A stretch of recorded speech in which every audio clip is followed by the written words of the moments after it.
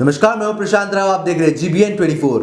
कांग्रेस प्रवक्ता गौरव वल्लभ ने अपने प्रेस कॉन्फ्रेंस में बीजेपी को निशाना साधते हुए कही ये बातें। कॉन्स्टेंटली लो जीडीपी ग्रोथ अपॉर्चुनिटीज। 2017 में भारतीय अर्थव्यवस्था की ग्रोथ रेट थी 8.3%, जो कोरोना के पूर्व 2020 में हो गई 3.7%, और कोरोना के दौरान -6.7 और फिर उस लो बेस के कारण 8.7% वर्ष FY 2022 में ये रहे। तो लगातार लो बेस ग्रोथ रेट अपॉर्चुनिटीज है, इस कारण लोग देश छोड़ के जा रहे हैं, अपना पैसा दूसरे देशों में लगा रहे हैं। हमारी जो हंसती खेलती बढ़ती हुई अर्थव्यवस्था 2017 में 8.3% से जो ग्रो कर रहे थे, और क्या हुआ था 17 में आपको याद होगा, रात को 8 बजे, आज रात 12 बजे से एक तो वो वाकया हुआ, फिर एक दूसरा वाकया, फिर आज रात 12 बजे से संसद खुलवा के बिना तैयारी के GST लगाई। तो ये जो दो भीषण बम मारे भारतीय अर्थव्यवस्था पे, उससे भारतीय अर्थव्यवस्था 8.7% से 3.7% आ गई, और कोरोना के दौरान माइनस में चली गई, और फिर लो बेस के कारण वित्तीय वर्ष 2022 में ये 8.7% से ग्रो हुई। तो पहला तो कंसिस्टेंट हाई अनएम्प्लॉयमेंट, दूसरा low GDP growth opportunity, point number 3। और ये आंकड़ा हम सबके लिए चिंता का विषय है, जो तीसरा पॉइंट में बता। दुनिया में सबसे ज्यादा गरीब लोग हिंदुस्तान में है, ये यूनाइटेड नेशंस का आंकड़ा है। The largest number of poor people in the world, और मैं आंकड़ा दे रहा हूं यूनाइटेड नेशंस का, 22.89 करोड़ लोग दुनिया के हिंदुस्तान में गरीब हैं।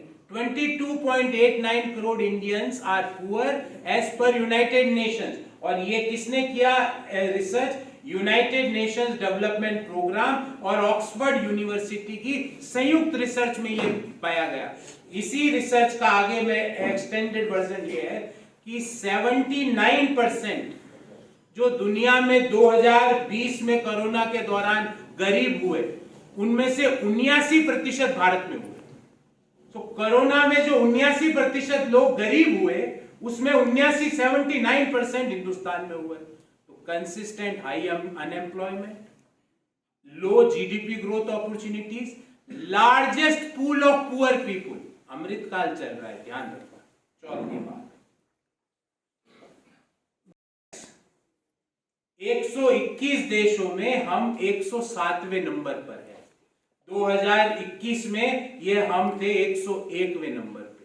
मतलब पूरे जितने भी एशिया के देश है, उसमें अगर हम अफगानिस्तान को हटा दें तो हम हंगर इंडेक्स में सबसे पीछे चल रहे हैं। ये point number 4, global hunger index.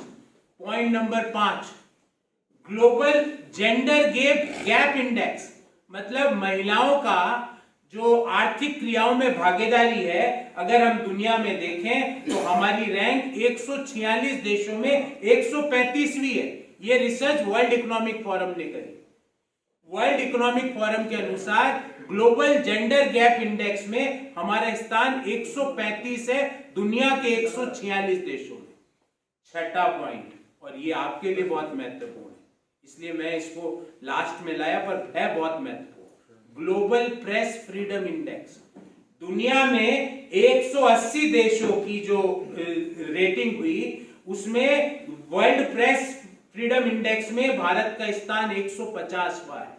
और आपको जान के ताज्जुब होगा कि उस रिपोर्ट के अनुसार हिंदुस्तान को one of the world's most dangerous country for the media, I unquote, ये इन्वर्टेड में लिखा है, उस रिपोर्ट में लिखा गया दुनिया में मीडिया कर्मियों के लिए सबसे खतरनाक देश की कैटेगरी में भारत है। क्यों है आपको भी पता है वो बात, मुझे भी पता है।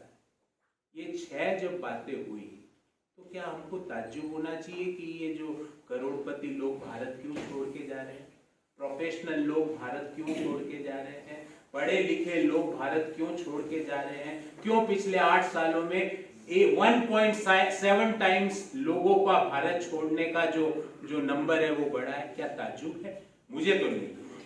इस बाबत हमारे 4 सवाल हैं, और और बड़े सिंपल सवाल है प्रधानमंत्री, क्योंकि आप आजकल प्रवासियों से ज्यादा वार्ता कर रहे हो।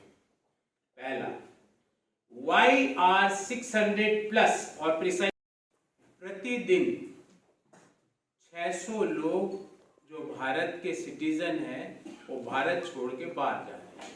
ये अमृतकाल है प्रधानमंत्री जी के अनुसार। इस अमृतकाल के अंदर जो अच्छे दिन आएंगे वाली बात थी, वो भारतीयों के भारत के बाहर आएंगे। अच्छे दिन will come for Indians out of India in Amrit Kaal. This is what the data shared by Ministry of External Affairs, Government of India is telling us। ये सारी बातें भारत सरकार का विदेश मंत्रालय का जो डेटा है उससे बाहर निकल के आ रहे हैं। इस अमृतकाल के अंदर अगर हम 2014 की तुलना करें तो प्रतिदिन भारत छोड़ के बाहर बसने वाले लोगों की संख्या 1.7 टाइम्स से बढ़ी है। जो पहले प्रतिदिन भारत 2014 में 354 लोग भारतीय सिटीजनशिप को त्यागते थे, आज वो संख्या हो गई है 604। 604 Indians every day leave Indian citizenship and they migrate from India to some other country of the world।